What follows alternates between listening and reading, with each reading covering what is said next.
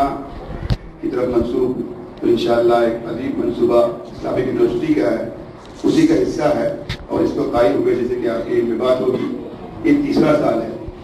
اس وقت ہمارے یہاں الحمدللہ 750 بچے ہیں، KG1 KG2 grade 1 grade 2 grade 3 grade 4، اور ہر گریڈ اور ہر جو ہے KG کے اندر 7-7 8-8 کلاسز ہیں، اور 200 بچے ایک گریڈ کے اندر الحمدللہ ہیں۔ اور اس سال بھی اتنے داخلے ہوئے کہ کم از کم 20 سے 25% بچوں کو جو ہے واپس کرنا پڑا، لیکن بعض بچے ایسے تھے جو مشنری اور کانوینٹ اسکولوں سے آ رہے تھے، ان کے لیے بہرحال کسی طرح گنجائش نکالی گئی، پھر بھی جو ہے اس سال جو ہے تقریباً 9 کلاسز کا اضافہ ہوا، اور اکیڈمی کے اندر ہی اس وقت الحمدللہ پورے ہندوستان میں علی پبلک اسکول کے نام سے 21 اسکول چل رہے ہیں، منی پور میں، دلی میں، سہارنپور میں ہے، صرف وہی پر اکتفا کی گئی تھی، لیکن جب حضور صلی اللہ علیہ وسلم کے بعثت کا وقت آیا تو اللہ تعالیٰ اس نے زمانے کو بھی پیدا کیا ہے، دنیا کو بھی بنایا ہے، اور انسانوں کی خدمتوں کا بھی اس نے فیصلہ کیا ہے۔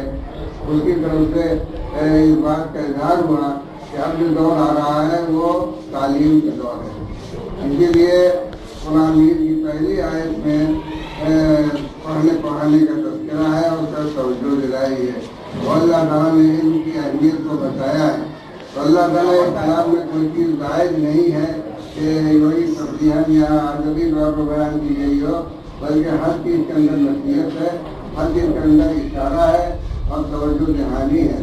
تو قرآن کی پہلی آیت اقرا کی آئی تو حقیقت میں یاد دہانی تھی کہ دیکھو اب تمہیں تعلیم کے ذریعے سے، علم کے ذریعے سے اپنا مستقبل بنانا ہے اور اپنی حیثیت بنوانی ہے، اور اس کو مسلمانوں نے سمجھا، صحابہ کرام نے سمجھا، اور تعلیم کی طرف بہت توجہ کی انہوں نے۔ چنانچہ 100 سال کی مدت گزری ہوگی کہ وہ تعلیم میں بہت ترقی کر گئے، اور 100 سال کے بعد جو تعلیم میں دنیا میں سب سے زیادہ ترقی یافتہ قوم بن گئے، اور یہ ان کا سلسلہ 500 سال تک رہا ہے کہ دنیا میں تعلیم یافتہ مسلمان ہو سکے، اور دنیا دیکھ رہی تھی، رشک کر رہی تھی کہ یہ قوم جو صحراؤں میں رہتی تھے، جو لوگ صحراؤں میں رہتے تھے اور بالکل جاہل تھے، مطلق اور علم سے کوئی تعلق نہیں تھا، آج وہ علم کے معاملے میں امام بنے ہوئے ہیں اور قائد بنے ہوئے ہیں، دنیا ان کے سامنے بالکل حقیر اور فرق ہے۔ لیکن مسلمانوں نے بہت ترقی کر لی اور بام عروج تک پہنچ گئے، تو ان کو اطمینان ہو گیا کہ ہم بہت ترقی کی حالت میں ہیں اور بام عروج تک پہنچ چکے ہیں، اور ہم کو زیادہ محنت کی ضرورت نہیں۔ انہوں نے علم کے معاملے میں محنت کرنا چھوڑ دیا، اور ادھر دوسری قومیں جو رشک کی نگاہ سے دیکھ رہی تھی مسلمانوں کو، اور 400-500 سال تک وہ مسلمانوں کے سامنے احساس کمتری مبتلا تھی، انہوں نے مسلمانوں کا طریقہ اختیار کرنے کی کوشش کی، اور ان کے مدرسوں میں اور ان کے تعلیم گاہوں میں جا کر تعلیم حاصل کی، اور آہستہ ترقی کرتے ہوئے وہ اس وقت دنیا کی تعلیم یافتہ قوم بن گئے۔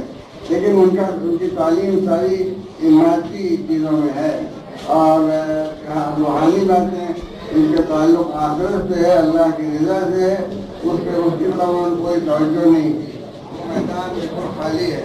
مسلمانوں نے تعلیم میں جو کوتاہی کی اس کی وجہ سے دونوں نے قرآن مجید کے ذریعے سے، اللہ کے رسول صلی اللہ علیہ وسلم کے ذریعے سے علم کی طرف متوجہ ہونے اور تعلیم میں آگے بڑھنے کی تلقین کی گئی ہے، اور یہ میدان مسلمانوں کا آپ کا خالی تھا۔ اللہ تعالیٰ کا فضل و کرم ہے کہ مسلمانوں میں اس کا احساس پیدا ہوا، اور وہ ادارے قائم کر رہے ہیں اور تعلیم کے میدان میں آگے بڑھنے کی کوشش کر رہے ہیں۔ لیکن کیونکہ یورپ کے نظریات ابھی تک جاری ہے مسلمانوں پر، اس لیے وہ مادی ترقی نے اس فکر کو اپنایا کہ ہمیں جامع ہونا چاہیے، ہماری تعلیم جامع ہونی چاہیے، ہماری تعلیم ایسی ہونی چاہیے کہ ہم دنیا میں بھی نمایاں کردار انجام دیں اور آخرت میں بھی ہم کامیاب رہیں اور وہاں بھی سرخرو ہوں۔ ہمیں دونوں عالموں کی فکر کرنی ہے۔ اسلام ہم کو یہی سکھاتا ہے کہ ہم دنیا کو پوری طرح برتتے ہوئے آخرت کا بھی انتظام کریں۔ ہم کو دنیا برتنے سے منع نہیں کیا گیا، دنیاوی ترقی سے اس سے روکا نہیں گیا بلکہ اس کی رغبت دلائی گئی ہے، لیکن اس کے ساتھ یہ ہے کہ ہمیں آخرت کی فکر بھی اپنے ساتھ رکھنی ہے اور اللہ کی رضا کے خلاف کوئی کام نہیں کرنا ہے۔ تو ہماری تعلیم بھی اس طرح جامع ہونی چاہیے، ایک طرفہ نہیں ہونی چاہیے۔ مسلمانوں نے جب سے تعلیم کی توجہ کی اس زمانے میں تو انہوں نے ایک طرفہ تعلیم کی توجہ کی اور نام نہیں لیتے لیکن بڑے بڑے کالج قائم کیے، یونیورسٹیاں قائم کی، لیکن اس طرح توجہ نہیں کی کہ وہاں آدمی کو آخر کی تیاری کا بھی انتظام کرنا چاہیے۔ ہمارے الیاس صاحب نے اس معاملے میں غیر معمولی سمجھداری کا اور ہمت اور حوصلے کا ثبوت دیا کہ انہوں نے یہ یونیورسٹی قائم کی اور اس کی تعلیم جامع بنائی کہ دنیا کی ترقی بھی زیادہ جو حاصل ہو سکتی ہے وہ بھی حاصل ہو، لیکن آخرت سے خالی نہ ہو، آخرت کی فکر سے وہ خالی نہ ہو۔ اور ہم کو قرآن مجید اور حدیث شریف سے جو حقائق معلوم ہوئے ہیں اور جو ہم کو توجہ دہانی کرائی گئی ہے وہ ہمارے سامنے رہے۔ ہمارے لیے کامیابی کا راستہ اسی میں ہے کہ ہم حضرت محمد رسول اللہ صلی اللہ علیہ وسلم کی قیادت میں، ان کی سربراہی میں آگے بڑھیں۔ ہم اپنے اللہ تعالیٰ کی عظمت کا انکار کرنے والوں کی قیادت میں آگے نہ بڑھیں، بلکہ اللہ کے رسول حضرت محمد صلی اللہ علیہ وسلم کی تعلیمات کی سربراہی میں آگے بڑھیں۔ اسی میں ہماری کامیابی ہے اور یونیورسٹی کی یہ خصوصیت ہے کہ اس میں دونوں چیزوں کو جمع کیا گیا ہے، دنیاوی لحاظ سے بھی اس میں کوئی کمی کوتاہی نہیں ہے اور آخرت کے لحاظ سے اس کوششوں کی نقل جگہ جگہ کرنے کی ضرورت ہے۔ ہم بہت اپنی قدردانی کا اظہار کرتے ہیں اور اپنی مسرت کا اظہار کرتے ہیں کہ یہ جامع تعلیم کے جامع منصوبہ عمل میں آ رہا ہے۔ انشاءاللہ اس سے بہت فائدہ ہوگا اور اس کا اجر بھی ملے گا ان لوگوں کو جنہوں نے اس کو حصہ لیا ہے اور اللہ کے نام لیے۔ میں بھی اتنا سے واقف پہلے سے ہوں کہ حضرات بڑے اچھے درجے کے لوگ ہیں، ہمارے عبدالحمید صاحب دامودی اور ہمارے سعید صاحب دامودی، ادھر عبدالغنی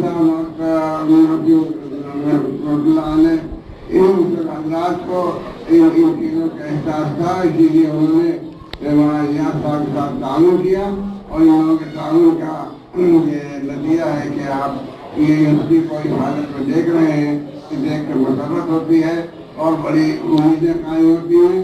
انشاءاللہ مستقبل بہت تابناک اور مسرت کا ہوگا۔ اللہ تعالیٰ قبول فرمائے اور ان لوگوں کے ہاتھوں کو اللہ تعالیٰ مضبوط کرے اور لوگ کام کریں۔ آپ کو زبان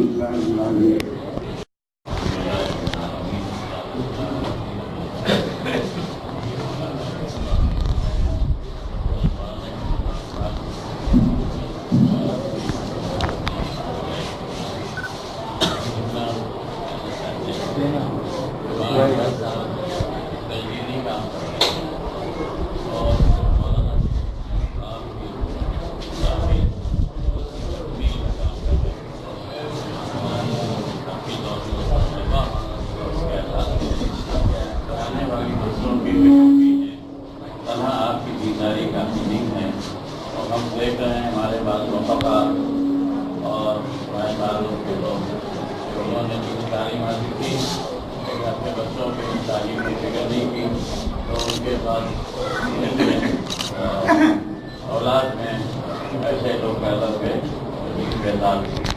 یہ بڑے افسوس کی بات ہے کہ دوسری نسل دین بیدار ہو، دین بیدار ہو۔ مسلمانوں کی ان کی بڑی فکر تھی اور سب آخری دور میں اسپتال میں سردی کرتے تھے کہ آپ کی طرح عبادت، تعلیم، نماز، ہر چیز اس کا ثواب آپ کو ضرور ملے گا۔ لیکن اگر آپ نے اپنی اولاد کی تعلیم کی فکر نہیں کی تو پھر یہ سب کچھ بات تعلیم اور اس طرح ہندوستان میں اسلام کا مستقبل بہت تعلیم کرتا ہے، اس کی طرف لوگ نہیں ہوئے۔ تو چھوٹے چھوٹے ادارے قائم ہوئے اور جمع کرنے کی بڑی کوششیں ہوئیں لیکن وہ زیادہ کامیاب نہیں ہوئی۔ مولانا غیاث صاحب کے نظام کی خصوصیت یہ ہے کہ جمع کے مرحلے سے ہی آگے بڑھ رہے ہیں۔ جمع کی جو کوشش ہے اس میں اس کا خطرہ رہتا ہے کہ ایک پہلو دوسرے پہلو پر غالب آ جائے۔ اور اس کا تجربہ ہوا.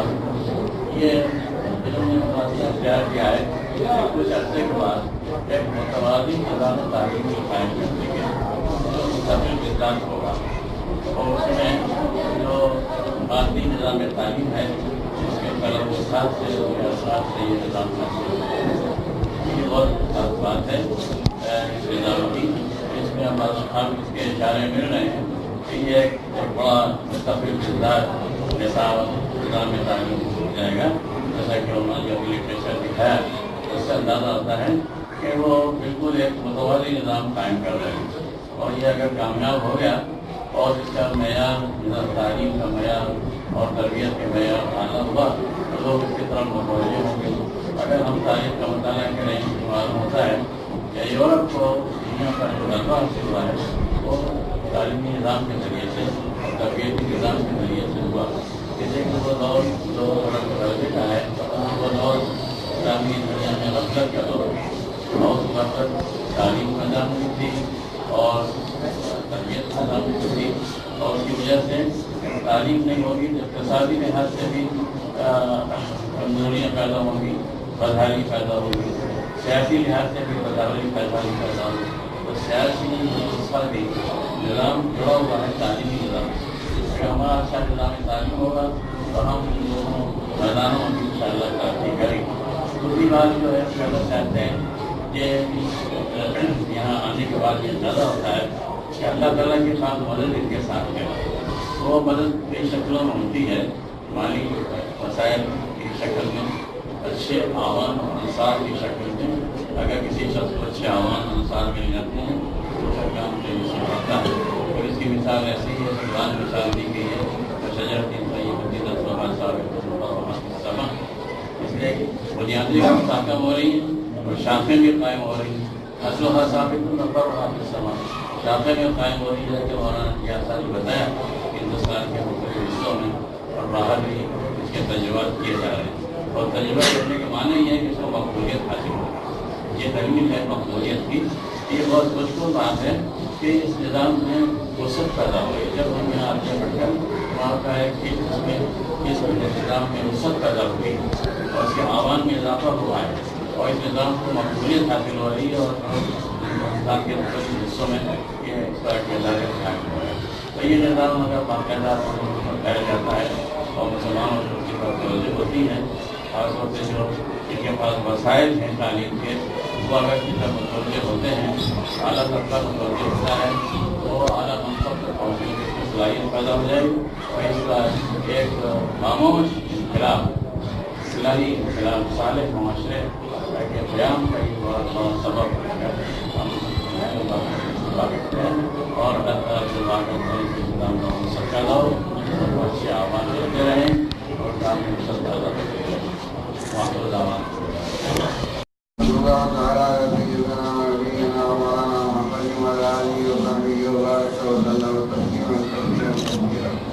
ربنا اغفر لنا ذنوبنا وإسرافنا في أمرنا وتب علينا إنك أنت التواب الرحيم.